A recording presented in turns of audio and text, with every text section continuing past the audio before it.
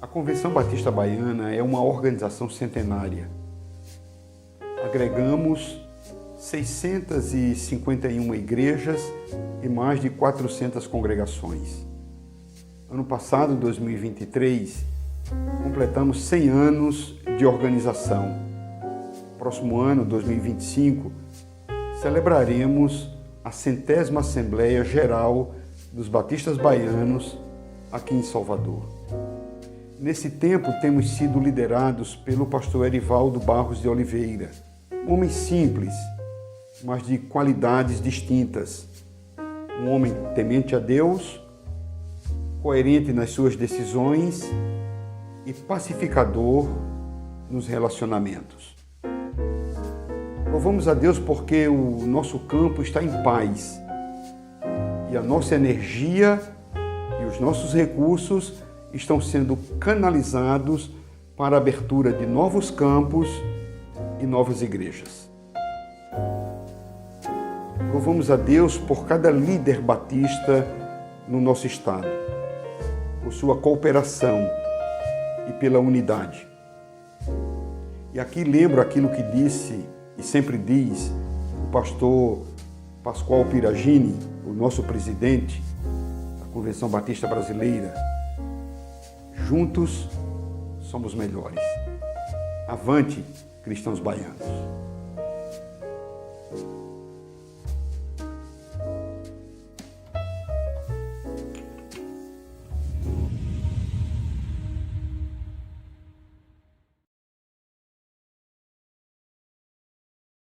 Vivemos tempos desafiadores, mas o amor de Cristo é a resposta. É com grande alegria que estamos iniciando uma nova série, cujo tema central é Cuidar e Acolher, refletindo o amor de Cristo. Tanto nos podcasts quanto nas mensagens postadas no canal Conexão com Cristo, nosso foco será o acolhimento, resgatando o verdadeiro sentido de cuidar uns dos outros. Vamos juntos refletir sobre Gálatas 6, versículo 10, que diz: Por isso, enquanto temos oportunidade, façamos o bem a todos, mas principalmente aos da família da fé. O vídeo já vai começar, mas antes, não se esqueça de se inscrever, ativar as notificações e compartilhar com seus amigos e familiares. Junte-se a nós e descubra como pequenos gestos podem transformar vidas.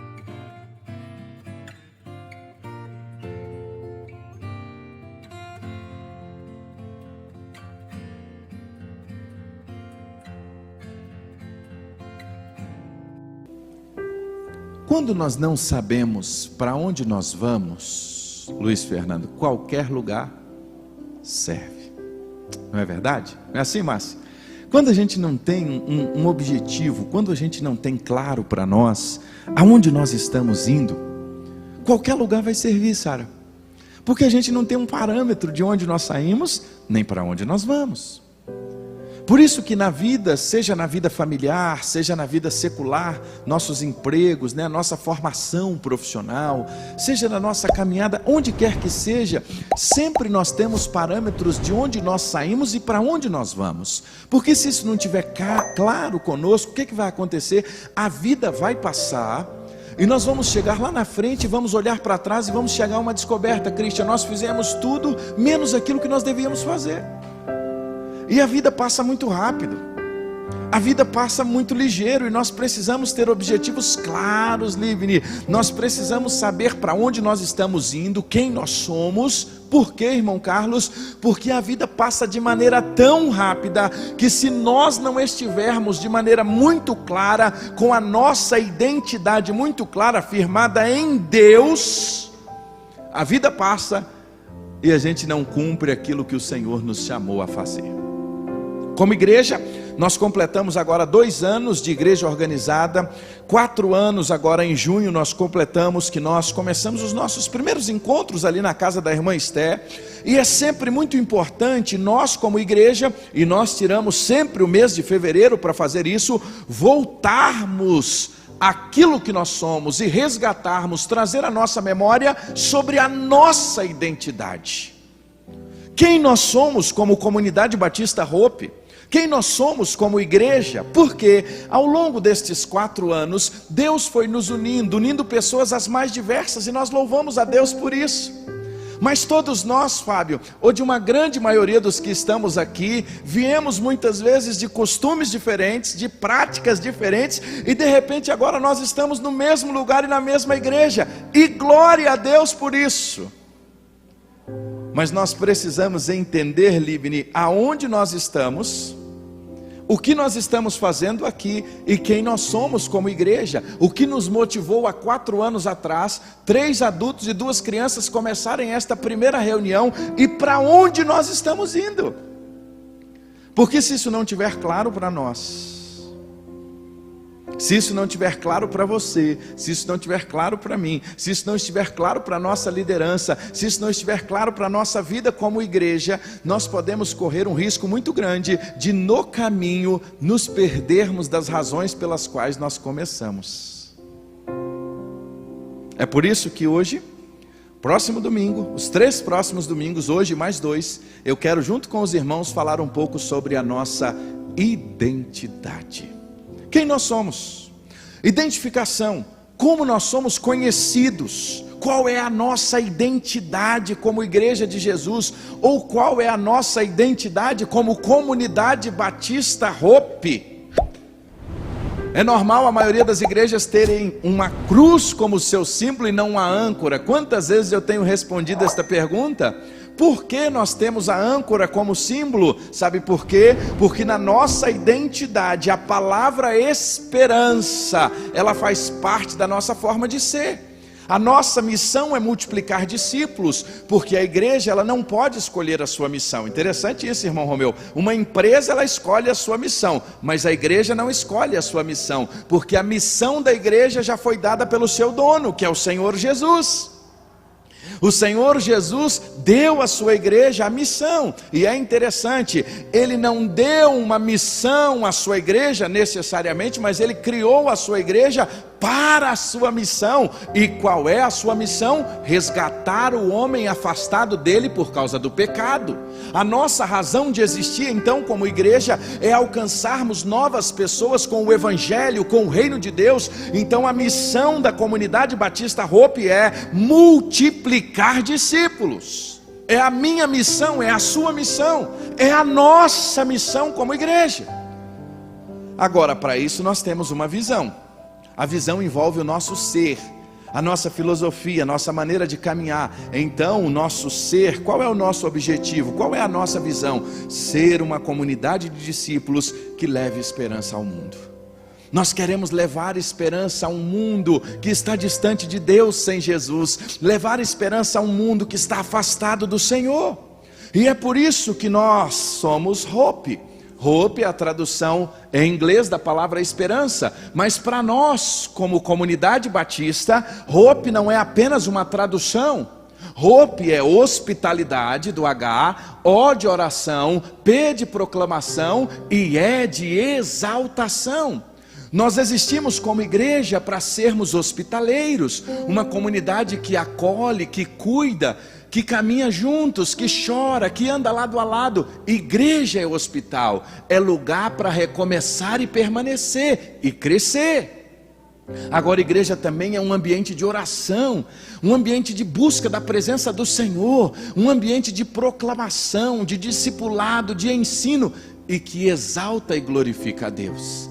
É por isso que quando nós olhamos para Atos dos Apóstolos, nós notamos os princípios da oração, do discipulado, da formação de liderança, da compaixão e graça, da plantação de novas igrejas, algo tão claro no Novo Testamento.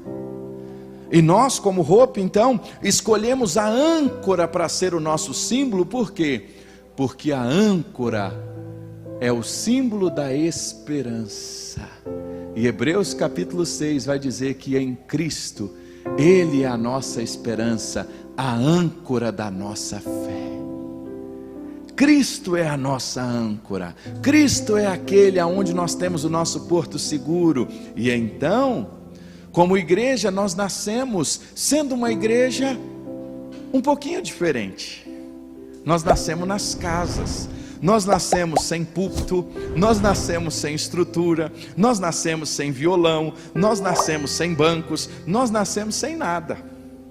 Nós nascemos numa garagem onde nós olhávamos uns para os outros, e o nosso DNA se tornou de uma igreja relacional, onde não estávamos ali para olhar um por cima dos outros, mas na prática, vou dar trabalho agora, irmã Elidiane, vou sentar aqui, os irmãos que estão filmando, e uma igreja relacional nos ensinou de olho no olho, encarar uns aos outros nos pequenos grupos, e ali desde aquele primeiro pequeno grupo, entender que nós somos chamados para ser uma família que se relaciona, que nós fomos chamados para olhar um no olho do outro, que nós fomos chamados para cuidar uns dos outros, para orar uns com os outros, chorar uns com os outros, levar as cargas uns dos outros.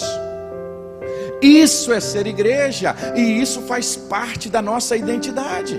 É por isso que a nossa ênfase não está nos programas, é por isso que a nossa ênfase não está nos grandes encontros, é por isso que a nossa ênfase não está em toda uma estrutura, é por isso que a gente insiste: qual é o seu grupo menor, qual é o seu pequeno grupo, aonde você está vinculado. Por quê? Porque nós somos uma igreja que na sua identidade, ela nasceu com uma motivação relacional.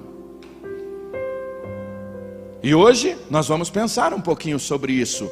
Como ser uma comunidade relacional em um mundo individualista? Porque parece um contrassenso. Nós vivemos numa sociedade onde ninguém se interessa por ninguém, onde é praticamente cada um por si, Deus por todos, cada um no seu quadrado, e de repente a gente olha para o Novo Testamento e enxerga uma igreja que não é assim. Quando a gente olha para o Novo Testamento, nós encontramos uma comunidade de discípulos que o amor, que o cuidado, que a relação uns com os outros é muito maior do que a estrutura, é muito maior do que os grandes programas, é muito maior do que investir tempo nos grandes eventos. Sabe por quê? Porque nós fomos chamados, João, para sermos igreja, e uma igreja relacional. Mas a pergunta é: se hoje as pessoas que estão ao seu redor, a única oportunidade que elas tivessem de conhecer Jesus fosse através da sua vida, que Jesus ela conheceria? Vou repetir essa pergunta. Se hoje todas as pessoas que estão ao seu redor, a única oportunidade que elas têm de conhecer a Jesus fosse através de você, que Jesus estas pessoas iriam conhecer? Como o mundo nos vê? Eu me lembro que na semana que eu entrei no seminário, no finalzinho de 99 para 2000, eu tinha pegado uma lotação, na época tinha muita lotação aqui em Brasília, da rodoviária para L2 Norte. Nossa faculdade teológica lá na 612 eu tinha trabalhado, e enquanto eu caminhava naquela lotação, tinha uma pessoa dizendo assim: todo pastor é ladrão.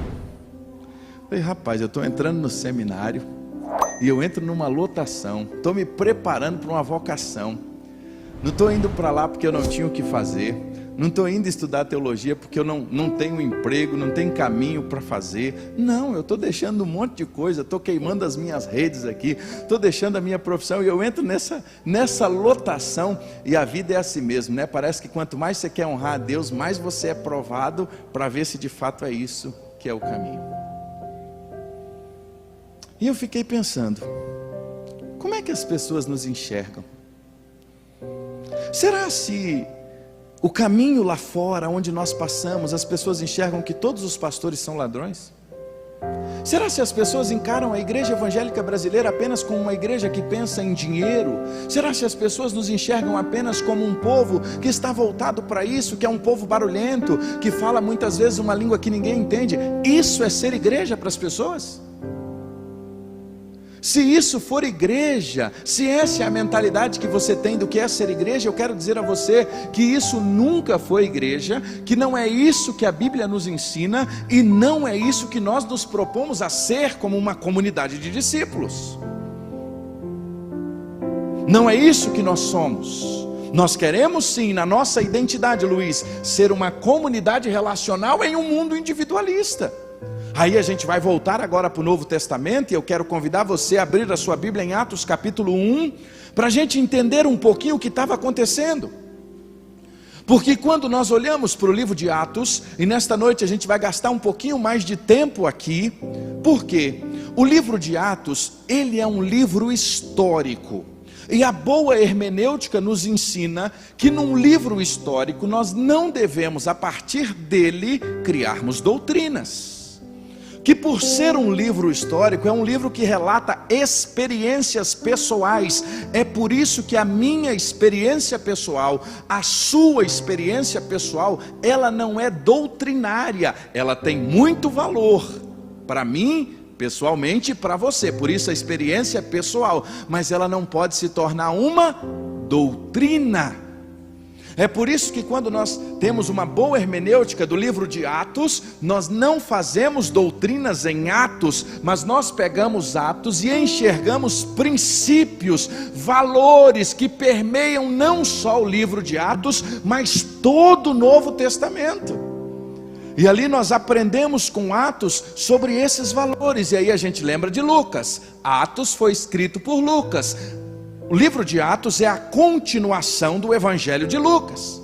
Lucas então escreve a Teófilo, dizendo sobre tudo aquilo que tinha acontecido. Ele fez uma narrativa apurada dos fatos. E quando você lê o Evangelho de Lucas, e quero desafiar você a fazer isso, leia Lucas e leia Atos logo em seguida, que você vai ter uma dimensão da igreja no Novo Testamento. Você vai ter uma dimensão do Evangelho que você nunca notou, porque é um livro que ele tem continuidade. Você vai ver desde antes da chegada de Jesus até o ministério do apóstolo Paulo. Você nota que é uma história só, muito interessante. Mas Atos não tem nos escritos originais a expressão Atos dos Apóstolos. Essa é uma expressão tardia, ela vem depois. Na verdade, Lucas, quando escreve Atos, ele não estava querendo narrar os Atos dos Apóstolos. Até porque, depois do capítulo 1, depois da eleição de Matias, nós não vamos ter mais Lucas voltando nos apóstolos. Nós vamos ter o ministério da igreja, nós vamos ter o Pentecostes, nós vamos ter ali os primeiros momentos com Pedro e João, depois nós vamos ter a eleição dos diáconos, nós vamos ter Filipe, nós vamos ter novamente Pedro, aí vem a conversão de Paulo, e o resto do livro vira as histórias missionárias das viagens paulinas. Então Lucas não tinha por objetivo, motivação, narrar Atos dos Apóstolos. Também não eram Atos do Espírito Santo. Se tinha uma coisa que a igreja do Novo Testamento não tinha dúvida, era sobre a doutrina do Espírito Santo. Jesus já tinha deixado claro, ele iria voltar para o Pai, e ele iria enviar o Consolador, aquele que estaria conosco para sempre. Nós vamos ter Atos capítulo 2, o cumprimento da promessa de Joel, ali o Pentecostes, 50 dias depois da Páscoa, e nós temos aquele momento, o início. Desce o Pentecostes sobre todos os presentes em Jerusalém, aqueles que estavam naquela reunião, e eles começam naquela reunião a falar em novas línguas. Ali novas línguas não é as mesmas línguas de 1 Coríntios 12, línguas inteligíveis, ali é idiomas. Eles começaram a pregar o evangelho nos idiomas daqueles que estavam ali em Jerusalém. Eles estavam pregando em Medo, em Persa, naquela língua de todo o mundo. O mundo estava em Jerusalém para a festa das colheitas. O mundo estava em Jerusalém para celebrar o Pentecostes. Então o Senhor vem sobre eles, o Espírito Santo desce sobre eles, e o evangelho é proclamado a todo mundo da época. Isso é Atos dos Apóstolos capítulo 2. E ali nós temos então uma grande lição para nós como igreja. Logo depois nós vamos ter apenas mais alguns episódios daqueles que não tinham ouvido falar sobre o Espírito Santo, e Paulo ora por eles. Mas nós não temos mais relação com a doutrina do Espírito Santo em todo o livro de Atos, porque o livro de Atos não é para relatar os atos do Espírito Santo. Também não é para relatar a história de Paulo, Quem faz um arrazoado interessante sobre esses 3 pontos é um teólogo chamado Frank Stagg, num livro da década de 50, da nossa casa publicadora Bautista. Vale a pena ler esse livro, muito antigo, as páginas amareladas, mas ele faz um arrazoado muito interessante. Ele diz, qual era a motivação de Lucas? Esse teólogo defende que a motivação de Lucas era mostrar, sabe o quê? Que nada impede o avanço da igreja de Jesus. Interessante isso. Por quê, irmão Romeu? Os primeiros cristãos a se converter, irmão Carlos, eles eram oriundos do judaísmo. A grande maioria dos primeiros cristãos, irmão Léo, eles vieram convertidos de onde?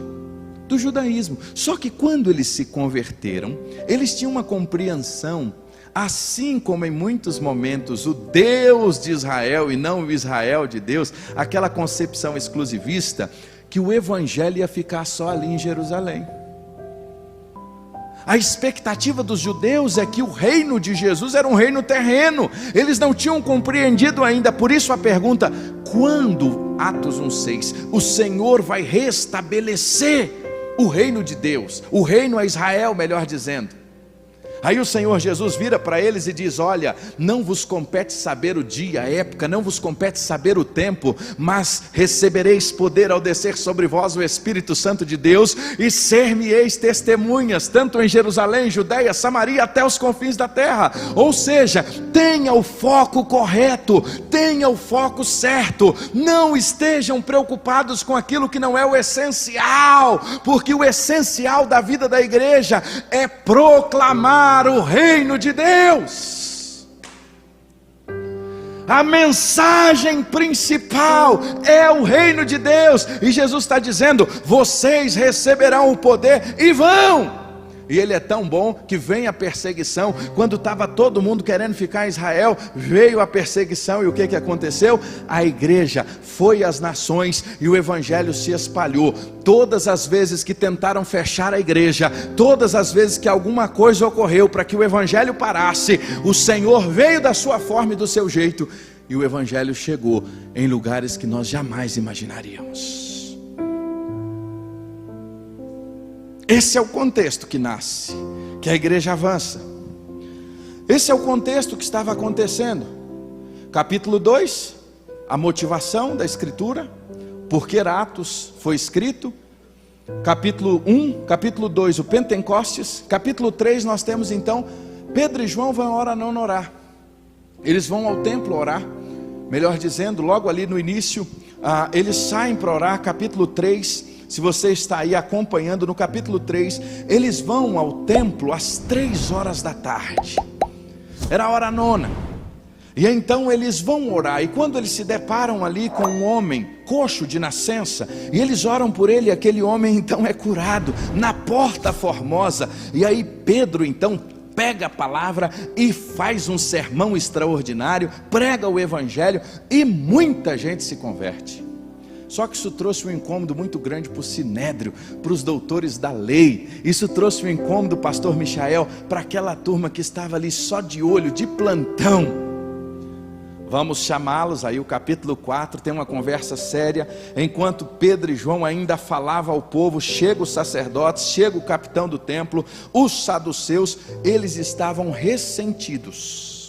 É interessante essa expressão, eles estavam chateados, eles estavam ressentidos. Por quê? Porque os apóstolos estavam ensinando o povo e ensinando que Jesus era o Senhor e ele tinha ressurreto.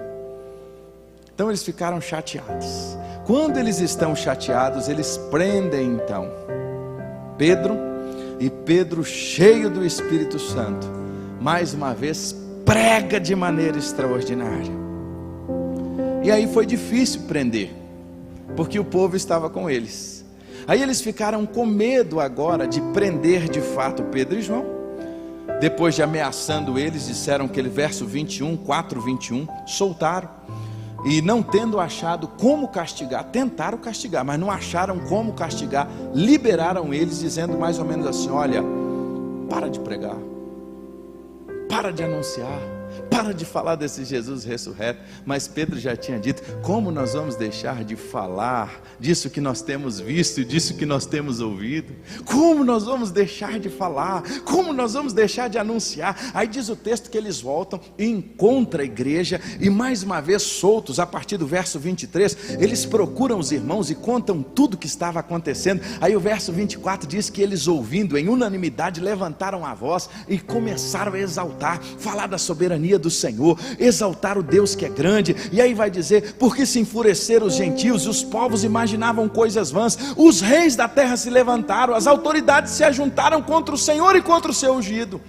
E aí eles vêm trazendo um relato extraordinário. E aí quando eles começam a orar, aquele lugar tremeu aonde eles estavam reunidos, e cheios do Espírito Santo. Eu gosto dessa expressão aqui.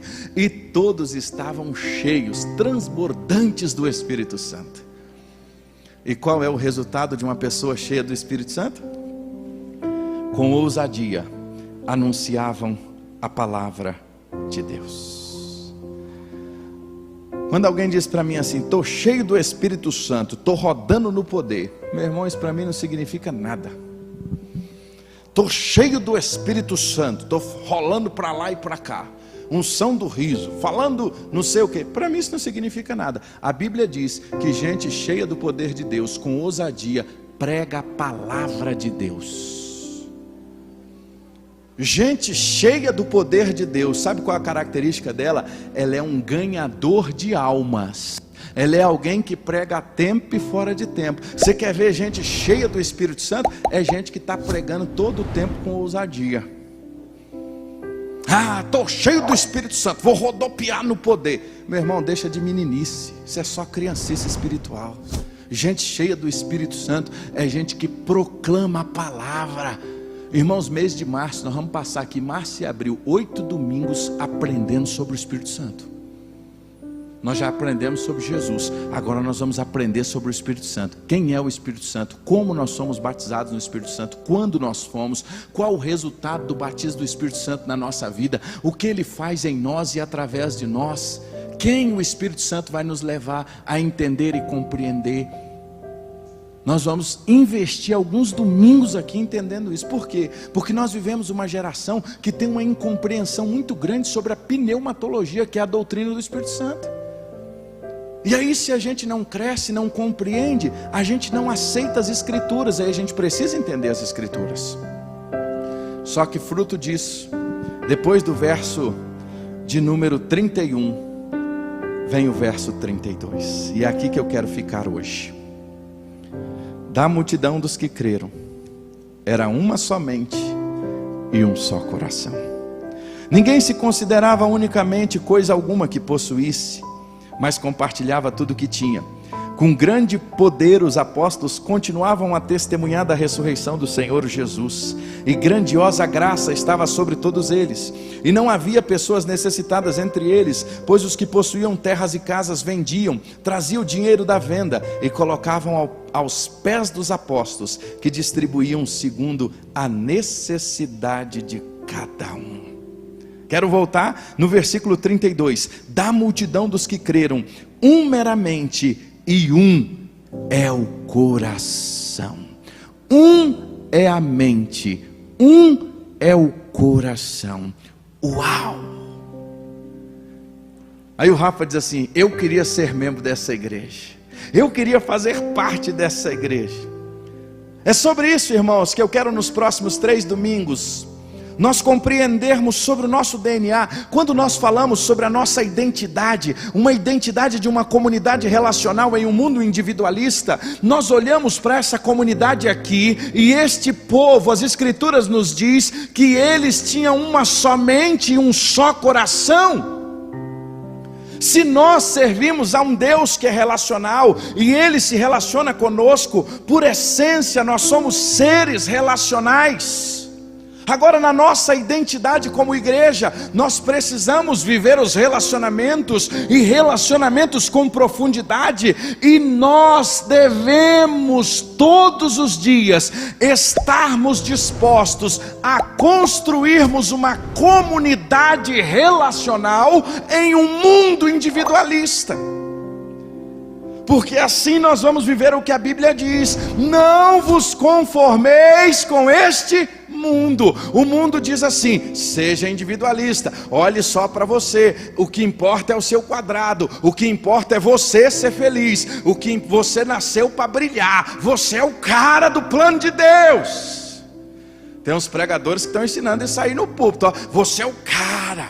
Que nada, nós somos miseráveis pecadores. O que seria de nós se não fosse a graça de Deus? Nós não somos nada, nós somos pó. Mas nós somos chamados a vivermos com uma comunidade relacional. A igreja de Jesus é uma comunidade que se relaciona. Quando nós olhamos o Novo Testamento, estes irmãos, diz o texto, que eles tinham uma só mente em coração. Olha que interessante, eles tinham unidade de pensamento. Viu aí, Rafa? Que diz, da multidão dos que creram,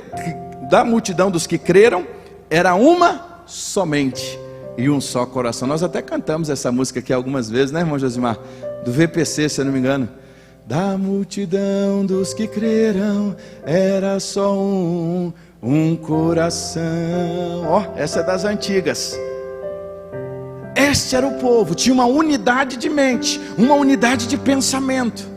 Segundo, ninguém se achava dono de nada, sabe por quê? Porque tudo era de Deus. A compreensão de que nada era meu, a compreensão da mordomia. Olha o que diz o texto: ninguém considerava unicamente sua coisa alguma que possuísse, mas partilhava tudo que tinha. E qual era a mensagem prioritária da igreja? A ressurreição. A mensagem da ressurreição, irmãos, eles dizem: com grande poder os apóstolos continuavam a testemunhar da ressurreição de Jesus, e a graça estava sobre todos eles. Agora, existia um cuidado mútuo entre eles. Não havia pessoas necessitadas, pois o que possuía terras e casas vendiam, traziam dinheiro da venda, compartilhavam uns com os outros e distribuía segundo a necessidade de cada um. Quem era esta multidão, Léo? Quem era este povo? Eram os discípulos, era a família de Jesus, eram aqueles que se converteram na manhã do Pentecostes, eram cerca de quase 3.000, e que momentos depois, e nós não sabemos se dias ou se semanas, após o sermão de Pedro ali sendo pregado, nós temos lá no capítulo 4, verso 4, uma atualização, né? Que a igreja de Jerusalém crescia, e já eram quase 5.000 homens, fora mulheres, crianças, e eram quase 5.000. Olha o tamanho dessa igreja. Já eram quase 5.000, só que tem um detalhe: estes quase 5.000 tinha uma só mente e um só coração. Por que eles tinham uma só mente e um só coração? É sobre isso que nos próximos 3 domingos eu quero enfatizar. A primeira questão que eu quero trabalhar hoje com os irmãos é: eles tinham uma compreensão do nós sendo muito maior do que o eu. É fácil a gente dizer que igreja somos nós, mas insistentemente a gente está pensando no nosso eu. É fácil a gente dizer que igreja somos nós. Essa expressão é bonita, né? A igreja somos nós. Muitos se têm usado essa expressão. A igreja somos nós. Mas muitas vezes eu estou pensando no eu, no indivíduo, e não no coletivo. A minha vontade sempre tem que prevalecer. O meu querer tem que prevalecer. Não, aqui esta igreja só conseguiu viver tudo isso, esta unidade de pensamento, de coração. Sabe por quê? Porque eles tinham compreendido que o valor do corpo era muito maior do que o valor do indivíduo. Era a igreja. E por que a nossa geração tem tanta dificuldade com isso? Simples, porque nós somos a geração que talvez na história da humanidade somos a geração mais egocêntrica de toda a história.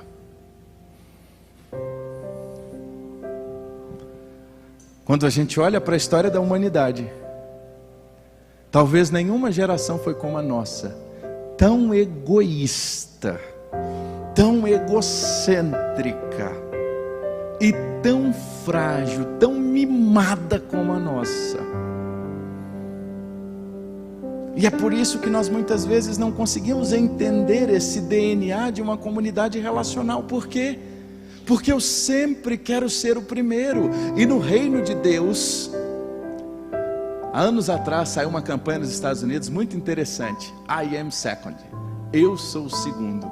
Na igreja de Jesus sempre seremos o segundo, porque o primeiro lugar já está ocupado. O primeiro lugar é de Jesus. Mas como nós somos uma geração em que o egocentrismo é tão grande, nós não conseguimos vivenciar e compreender essa ideia e esta prática do que a igreja somos nós, e o nosso egocentrismo nos impede de vivermos com profundidade os relacionamentos como a Bíblia nos ensina. E isso não é só na igreja. O egocentrismo acaba com a gente no casamento, o egocentrismo acaba com a gente na relação familiar, o egocentrismo acaba com a gente no trabalho, o egocentrismo acaba com a gente no nosso relacionamento do dia a dia, no condomínio, na empresa, aonde quer que a gente vá. Ninguém suporta gente egocêntrica, irmãos. Gente egocêntrica fica sozinho. Gente egocêntrica vai ficando de lado, sabe por quê? Porque uma das características do egocentrismo, sabe qual é? A palavra egocêntrico é ego, significa eu, centro de tudo. Ou seja, é aquela pessoa que quer ser o indivíduo, centro de tudo, o principal do universo. Uma mente egocêntrica, nada mais do que as suas necessidades, do que as suas ideias, do que a sua forma de pensar e de ser, tem que prevalecer. Aí tem que prevalecer no casamento, tem que prevalecer em casa, tem que prevalecer entre os amigos, tem que prevalecer aonde quer que seja. Aí sabe o que acontece? Ninguém suporta. Sabe qual é o final? Ficar sozinho. A comunidade relacional dos discípulos de Jesus é uma comunidade cristocêntrica e não uma comunidade egocêntrica. Esses irmãos só conseguiram viver isso aqui, sabe por quê? Porque Cristo era o centro. Por isso Paulo vai dizer: já estou crucificado com Cristo, vivo não mais eu, mas Cristo vive em mim. Nós só entendemos essa dimensão da igreja, sermos um povo, todos nós, que caminha junto, que chora junto, que anda junto, quando nós estamos crucificados com Cristo. Quem está crucificado com Cristo não fala mal do irmão nas costas. Quem está crucificado com Cristo não costura a liderança nas costas. Quem está crucificado com Cristo não age dessa maneira. Mas quando nós somos egocêntricos, quando eu acho que somente o que eu penso está certo, eu não consigo viver numa comunidade relacional. Sabe por quê? Porque se não for do meu jeito, não anda. Se não for do que eu penso. E isso não é só na igreja, não, é no casamento.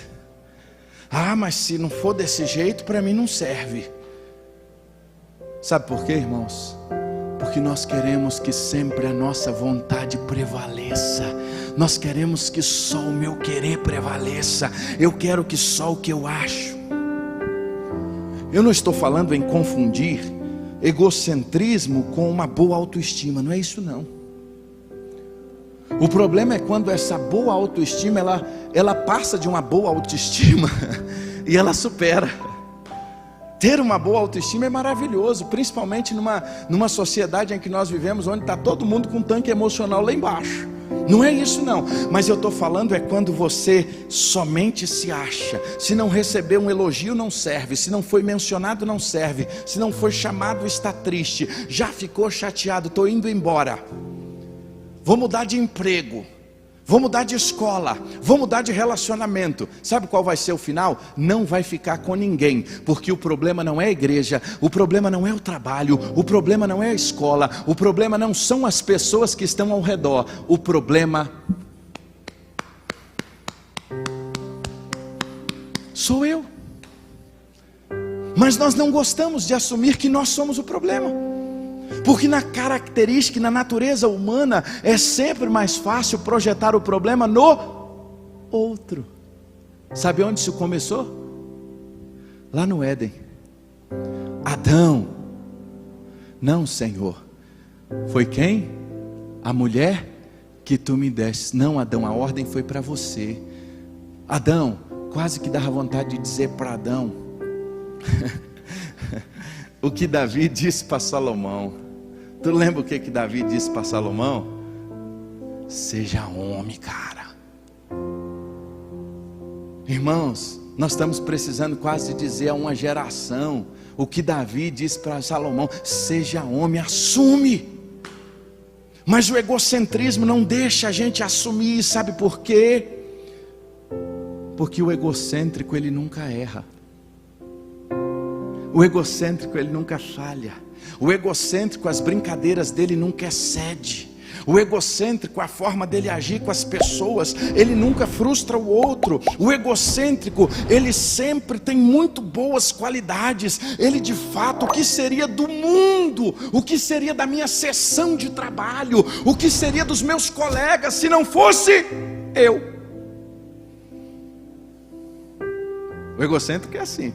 O que seria daquela igreja se não fosse eu? Aliás, o que seria daquele ministério de louvor lá se não fosse eu? Irmãos, toda igreja, quando ela começa, ela tem muitos desafios. E um dos desafios dela é não ser levada sobre as ondas e sobre os modismos. Nós já passamos, aí até estava falando antes com o irmão Michael, pastor Michael, que a gente está passando o modismo da igreja preta. Tinha uma época que toda igreja queria ter um púlpito de tambor e pintava tudo de preto, lembra? Isso era um modismo, já está passando. E assim vai, são modismos que vão passando, que chegam e que vão. Nós não vivemos de modismo.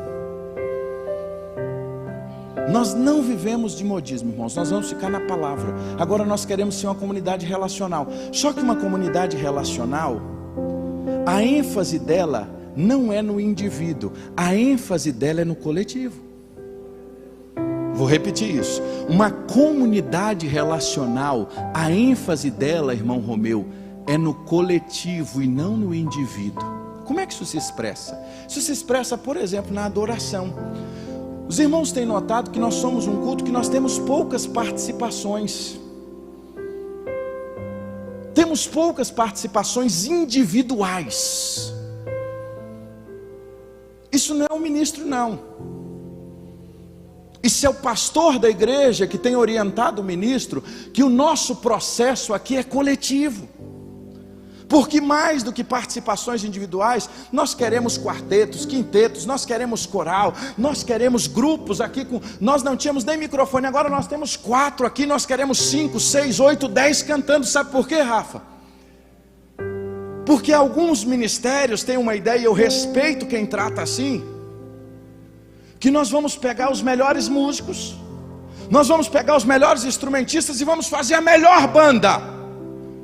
Eu respeito. Mas nós não estamos aqui em busca da melhor banda. Nós estamos aqui em busca dos melhores discípulos, que estejam dispostos um a ajudar o outro, aquele que sabe mais ajudar o que sabe menos, aquele que é mega afinado a ajudar o desafinado. Por quê? O nosso objetivo aqui não é criar uma banda, irmãos. Nosso objetivo aqui é uma comunidade de adoradores, é muito diferente. É por isso que a gente precisa entender o nosso DNA. Esse é o DNA relacional. Graças a Deus nós temos aqui irmãos que são extraordinários, que cantam, que louvam. E nós poderíamos todo domingo ter um solo aqui extraordinário. Mas meus irmãos, como é bom ver esse corpo aqui, ó. E aí quem lembra do tempo que a gente estava lá na área da irmã Esté, que a gente não tinha nem um violãozinho, apareceu um carrom, aí a gente tocava desafinado, cantava desafinado. Aí quando eu fico ouvindo hoje que todos nós estamos aprendendo, todos nós estamos crescendo, todos nós estamos um ajudando o outro, respeitando o outro, isso vai nos mostrar o que, Rafa? Que o nosso DNA é de uma comunidade relacional.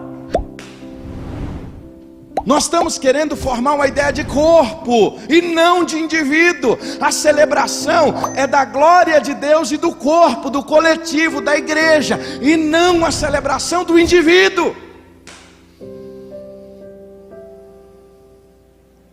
Não estou dizendo que nós não vamos ter um solo. Quantos irmãos já têm feito tantas coisas aqui que abençoam, edificam a igreja? Mas essa não é a nossa ênfase. Tem ministérios que essa é a ênfase. Uma pessoa descobriu, talvez pela nossa esse caminho que a igreja tomou nas redes sociais, um empresário de um pregador começou a me ligar insistentemente. É até engraçado isso, né? Um empresário de um pregador começou a me ligar insistentemente, porque ele tinha que vir aqui na igreja. Primeiro, quando alguém diz assim para mim que eu tenho que fazer alguma coisa, irmão, já fica difícil.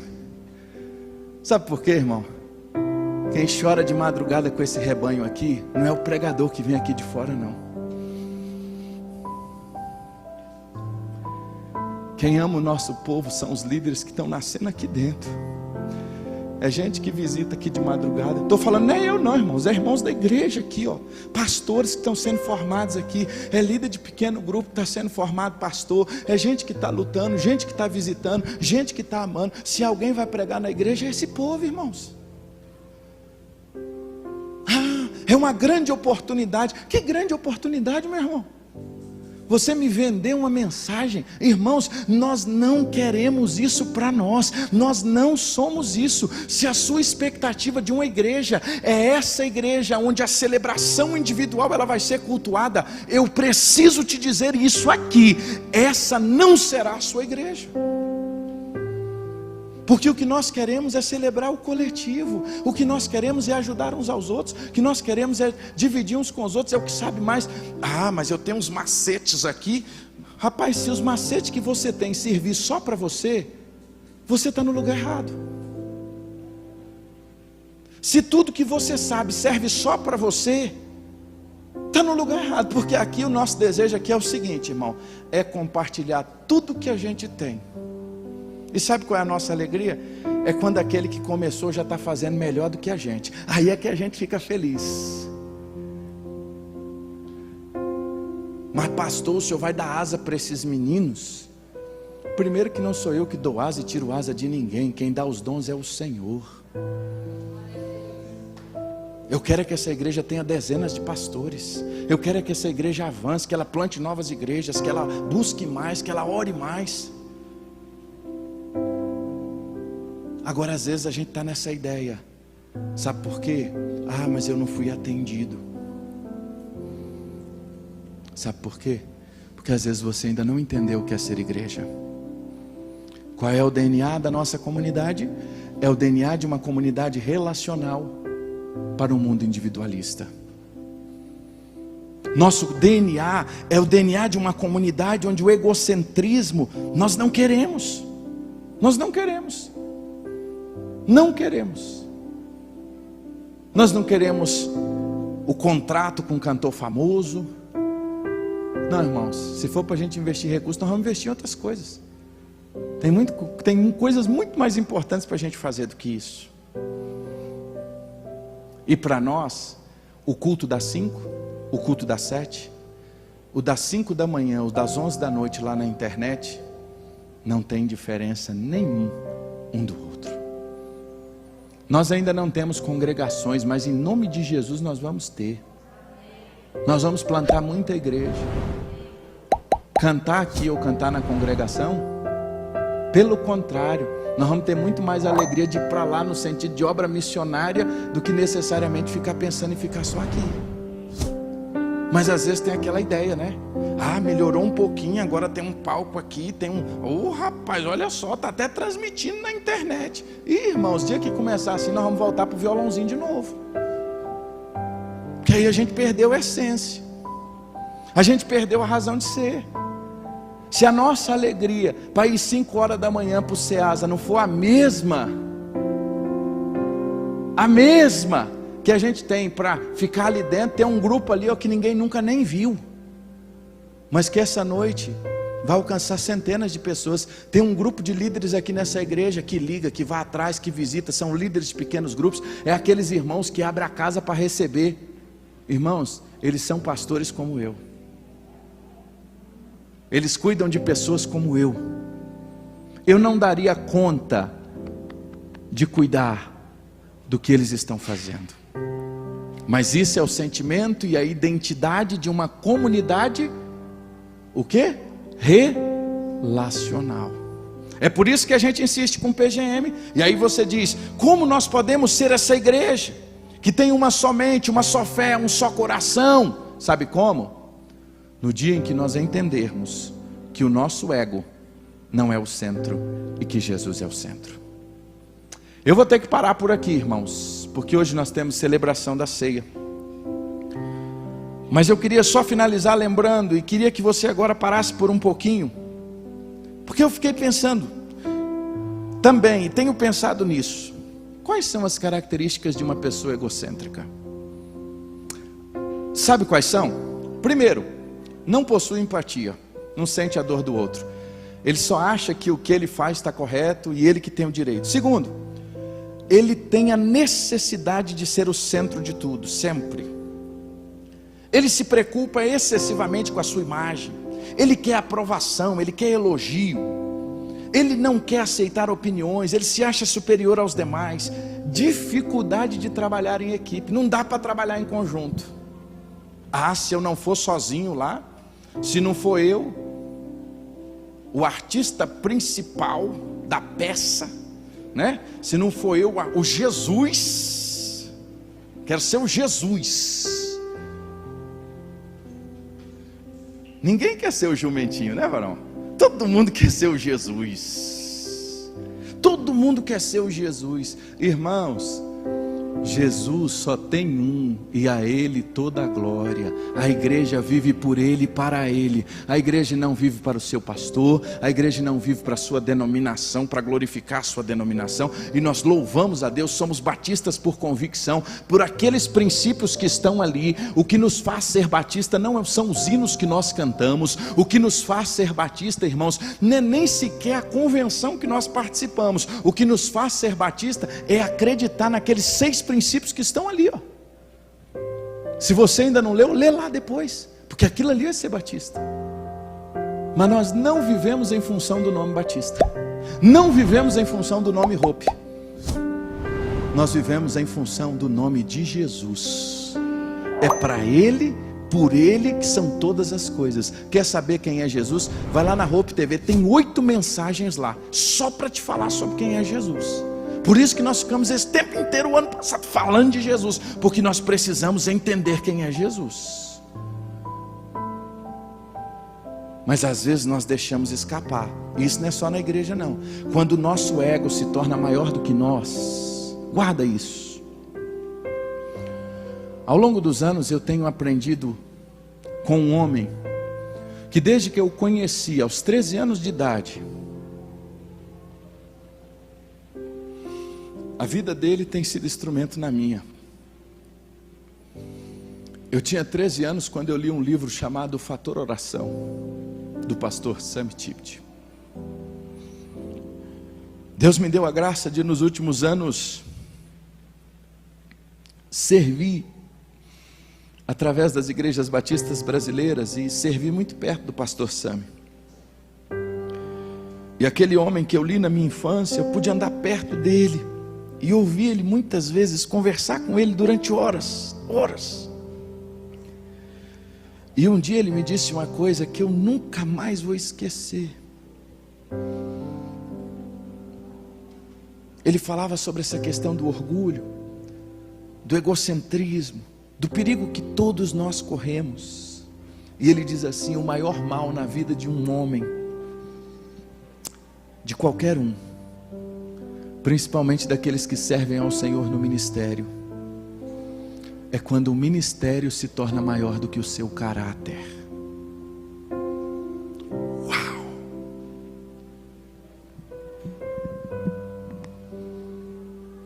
Quando aquilo que nós defendemos, quando aquilo que somos, quando aquilo que fazemos se torna maior do que o nosso caráter,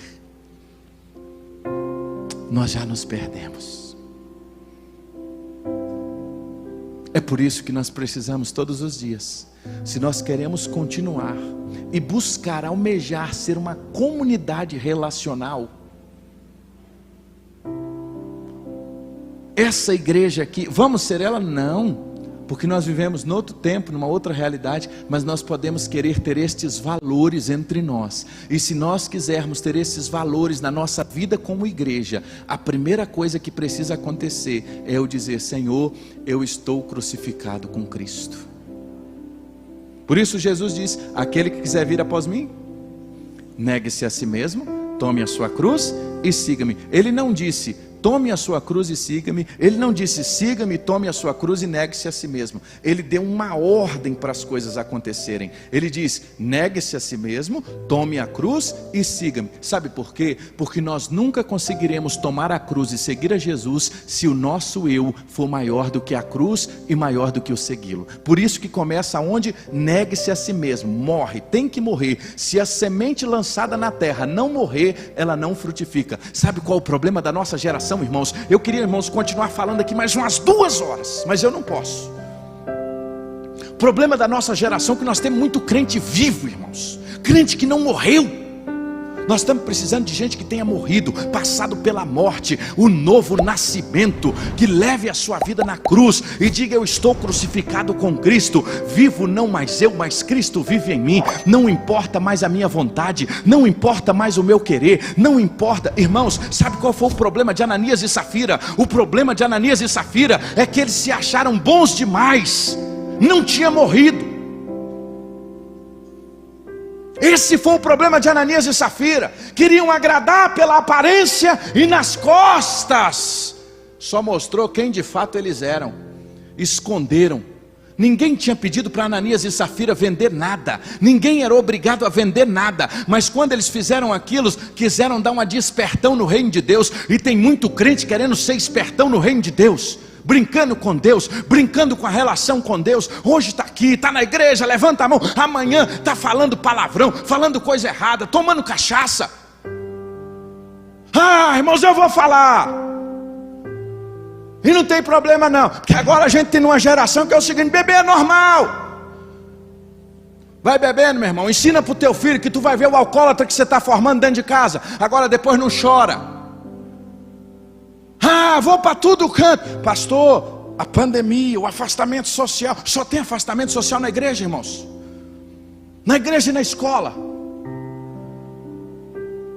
A gente viaja, eu não sou contra não. E a gente tem que zelar mesmo, nós temos que ter afastamento social. Nós estamos aqui respeitando. Aqui poderia ter 220 pessoas agora, aqui não tem nem 60. Por quê? Porque nós estamos respeitando. Ah, mas eu vou me contaminar. Engraçado, a gente não se contamina andando de avião. Viaja o Brasil inteiro, a gente vai para lá, volta para cá. Tá todo mundo na fila, é assim, ó, 1,5 metro. Aí você entra, você fica do lado do cara. Aí na igreja, para você ficar 1,5 metro do irmão, você vai ter contaminado. Irmãos, a gente tem que parar com essa desculpa. Se não quer vir, não venha. Se não quer ter compromisso, não tenha. Mas não ache que você vai ficar nessa vidinha com Deus, brincando com Deus. A palavra diz: de Deus não se zomba. Tudo que o homem plantar, ele vai colher. Ah, irmãos, nós cantamos aqui agora há pouco, e eu queria chamar a turma da música aqui para a gente já adorar o Senhor juntos, que nós estamos terminando. Nós cantamos aqui agora há pouco: Maranata, hora vem Senhor Jesus. Irmãos, Jesus está voltando. Tem gente que está brincando, mas a qualquer hora dessa a trombeta vai tocar, e ele virá na nuvem com poder e glória, e ele virá, meus irmãos, vai buscar a sua igreja. A sua igreja é todo aquele que é lavado, remido no sangue do Cordeiro, é aquele que está firme com o Senhor, é aquele que busca a presença de Deus, é aquele que luta contra o pecado, é aquele que está lutando contra a vontade do mundo, é aquele que não tem prazer nas obras da carne, é aquele que dia após dia busca a presença de Deus. Nós não podemos brincar com o Senhor, irmãos. Irmãos, nós precisamos de um avivamento. Nós precisamos de paixão pelas almas, irmãos. Nós precisamos amar as pessoas. Nós precisamos dividir com o outro. E às vezes tem gente: ah, estou tão preocupado com o outro. Está mesmo, irmão? Será que está mesmo?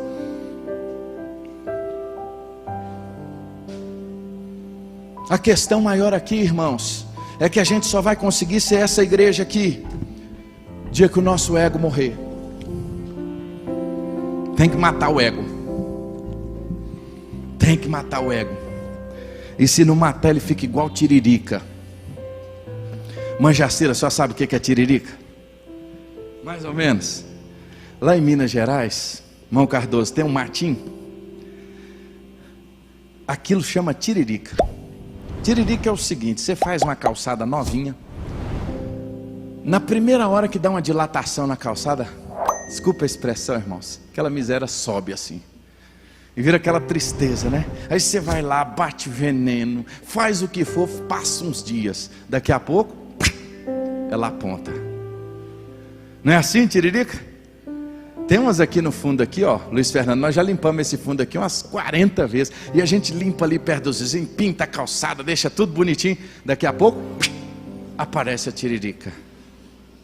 Só tem um jeito de acabar com a tiririca: tem que arrancar a calçada, arrancar as batatinhas tudo do chão, e arrancar lá na raiz e jogar fora. Aí você acaba com a tiririca. Irmãos, só tem um jeito da nossa vida mudar: é pegar o nosso ego e levar ele lá na cruz, arrancar e dizer: Deus, eu quero que o Senhor arranque esse meu ego, eu quero que o Senhor arranque essa minha vaidade, eu quero que o Senhor me arranque essa falsa bondade, eu quero que o Senhor arranque do meu coração essa minha falsa religiosidade, essa minha falsa espiritualidade, eu quero que o Senhor arranque tudo isso de mim. Sabe por quê? Porque eu quero estar morto na cruz, porque quando eu estiver morto na cruz, o Senhor vai brilhar em mim, e vidas serão alcançadas através da minha vida. Fica de pé. Eu queria que você orasse ao Senhor agora. Eu queria que você falasse com Deus agora. O nosso, irmãos, o nosso DNA é o DNA de uma comunidade relacional. O nosso DNA, irmãos, é de uma comunidade. No mundo individualista, nós não queremos a nossa vontade, nós queremos a vontade de Deus e a vontade do corpo. É isso que nós queremos. E nós vamos adorar ao Senhor agora. Seja bendito o Cordeiro. Nós vamos cantar a primeira estrofe, e logo depois pastor Michael vai celebrar a ceia do Senhor. Se você não pegou os elementos da ceia do Senhor, está aqui na entrada. Nós vamos ter a celebração da ceia do Senhor. Quem pode participar da ceia do Senhor? Todo aquele que crê em Jesus Cristo como Senhor e Salvador, já foi batizado nas águas, está em firme comunhão com a igreja, está em comunhão com o Senhor, comunhão com o Senhor da igreja. Mas a Bíblia diz o seguinte: examine-se, pois, o homem a si mesmo, e coma.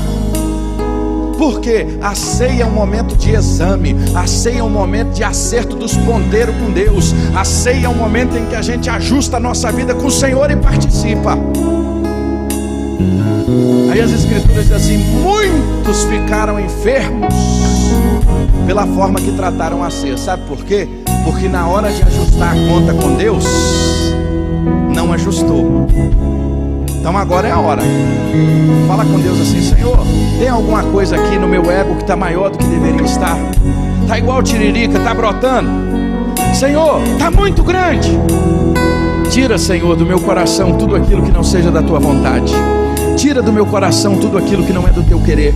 Senhor, eu quero fazer parte de uma comunidade. Senhor, o que importa não é a minha vontade, é a tua vontade. Senhor, o que importa não é o meu querer, é o teu querer. Senhor, o que importa não é o que eu penso, mas é o que a tua palavra diz. Senhor, que o corpo seja, ó Deus, o maior, que a unidade entre os irmãos seja maior do que a minha vontade, que eu seja instrumento para abençoar e não para falar mal, que eu seja instrumento para trazer palavras de bênção e não, Senhor, para trazer indignação no meio da tua igreja. Senhor, que eu seja uma pessoa que abençoe, que eu seja aquele, Senhor, que contribua para o avanço, que eu seja aquele que faça a tua vontade, que eu seja aquele, ó Deus, que ande segundo o teu querer. Senhor, eu estou crucificado com Cristo. Se o meu ego está maior do que minha vida contigo, se o meu caráter não é um caráter santo, nesta noite, Pai, que o Senhor mude a minha história, que o Senhor mude a minha vida, que o Senhor mude, Senhor, a minha jornada, porque nós queremos como igreja ter uma somente, um só coração.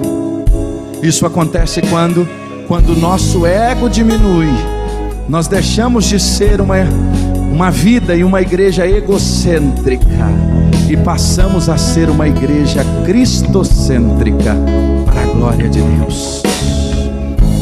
Pai, em nome de Jesus, que o Senhor cresça e que a gente diminua. Deus, que o Senhor cresça e que eu diminua. Que o Senhor cresça e que eu diminua. Senhor, que nós possamos esconder atrás da tua cruz todos os dias. Que o Senhor cresça e que a gente diminua. Senhor, tire de nós toda a carnalidade, toda a paixão humana, toda a religiosidade, tudo aquilo que não é a tua vontade. Nos ensina a amar sinceramente, sem reservas. Nos ensina a respeitar o próximo. Nos ensina a entender os limites do meu irmão. Nos ensina a abençoar e dar as mãos àquele que precisa. Nos ensina a partilhar com o que não tem. Nos ensina, Senhor, a aprender a viver como igreja. Há muito mais do que uma instituição, há muito mais do que uma organização religiosa. Nos ensina a ser um corpo. Nos ensina, Senhor, a não criticar o outro. Nos ensina, Senhor, a não falar mal do outro. Nos ensina a respeitar o outro. Nos ensina a ter alegria em ajudar um ao outro, a viver a comunidade do Senhor. Nos dê paixão pelo grupo pequeno. Nos dê amor em estar junto um com o outro. Nos dê vontade de estar na tua igreja. Nos dê vontade de estar na tua presença, Senhor. Senhor, nos livra de todo mal e que sejamos lavados pelo sangue do Cordeiro e possamos viver na expectativa da tua volta todos os dias. Maranata, ora vem, Senhor Jesus. Adoremos ao Senhor.